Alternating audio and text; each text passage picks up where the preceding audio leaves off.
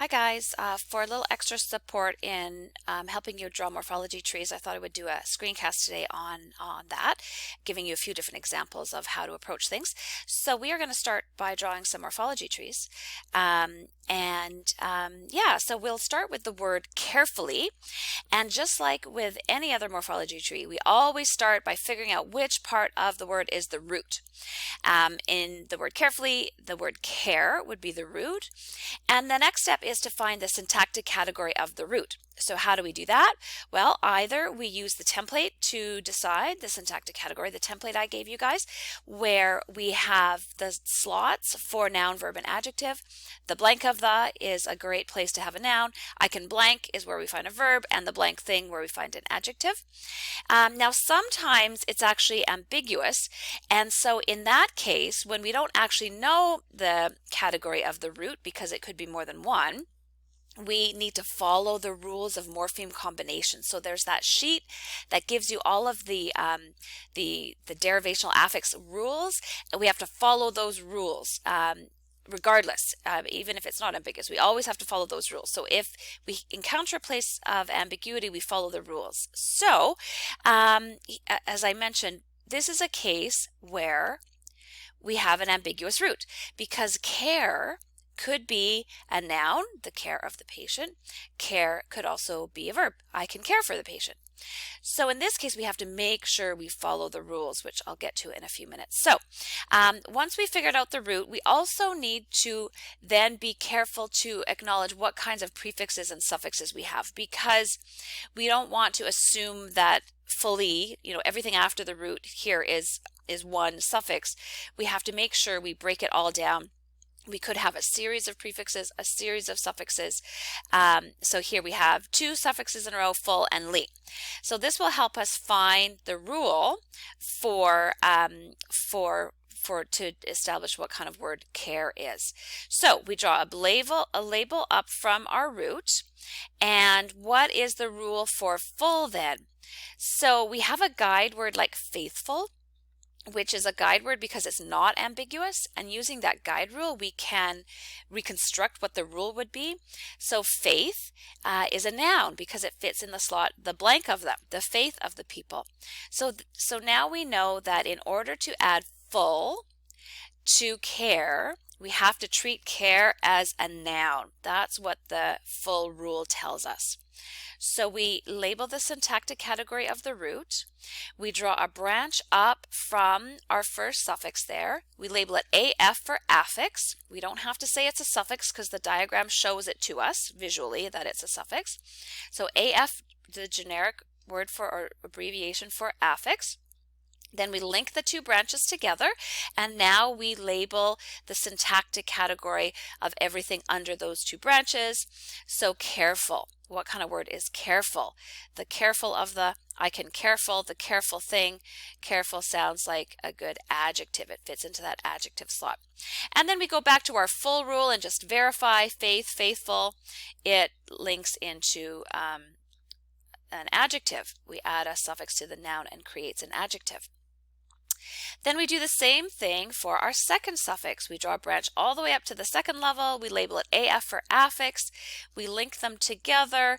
And then we have ly, which is the only derivational suffix or prefix that takes us out of the realm of nouns, verbs, and adjectives. Here we have that adverb making suffix, that ly marker that takes an adjective and turns it into a manner adverb. It gives the manner with which you do something. So if you do something in a careful manner, you do it carefully. And we have our adverb complete word here. Okay, so let's look at another scenario where we have both a prefix and a suffix. So how do we approach this? So we have a word like unhappiness.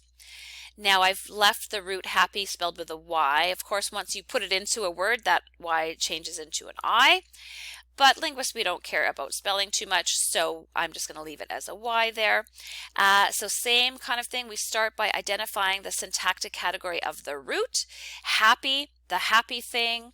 That sounds like a really good adjective. So we label the syntactic category of the root.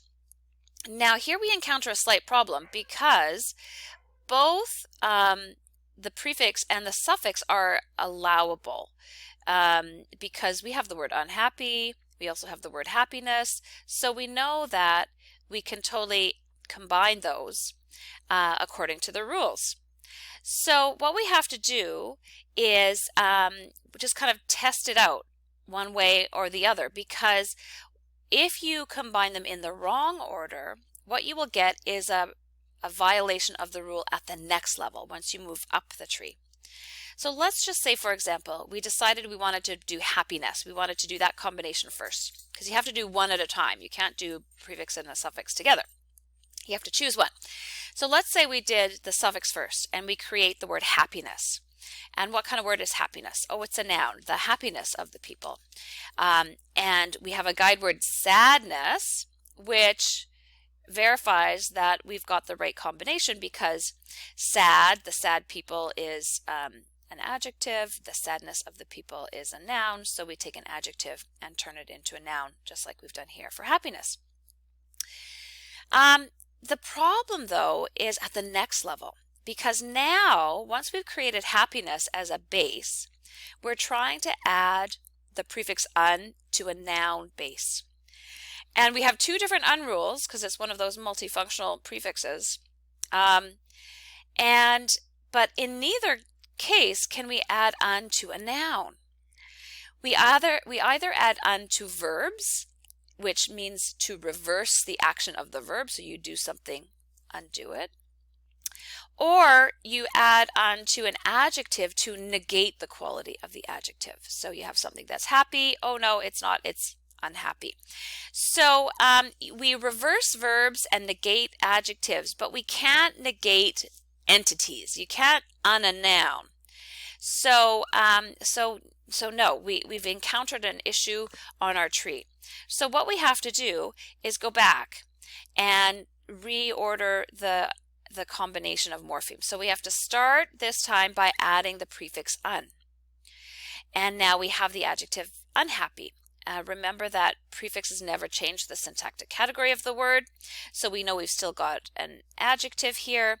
And we already know from our last attempt that ness works with adjectives, so we can now go and add ness onto our adjective and turn it into a noun. So basically, a nice way to approach this is, if the prefix works with your root, do that combination first, because you're not changing the syntactic category. Whereas if the prefix works with the root, you don't want to add the suffix first, because the suffix will change it away from that category and then it won't work with your prefix. So if the prefix works, go ahead and do it right away. Okay, moving on to another case of disallows. And in this is a slightly different case, because here, yes, we have both a prefix and a suffix, and both of them work. But in all cases, they are verbs. So to disallow something is still a verb, or she allows something is still a verb. You're never changing away from a verb. So there's no rules that you need to follow. There's no, changing from one thing to another. So in this case, what we do is we do all of our derivations first and save inflections for last. Remember those inflections? These are those little grammatical suffixes that we tack onto the end of our word to say, now interpret this word in this way, right? If it's a noun, interpret this noun as if there's more than one of them, or if it possesses something else, or if it's a verb, interpret this verb as not in the past and having a third person subject, third person singular subject, or interpret this verb as ongoing through time, or interpret this verb as having been completed in the past or prior to some other event, or interpret this adjective in a situation of comparison, comparing two or more things. So those inflections are little grammatical markers that just say, now you've created this word, how are we going to interpret this word as a whole? So you do all your derivations first. So in this case, we're going to add the dis prefix on the front, which keeps it as a verb, of course, and then we save our inflections for last. So that is the other little tip for drawing these trees. Okay. So that's it for morphology trees. Hopefully that was helpful. Give you some tips, and good luck.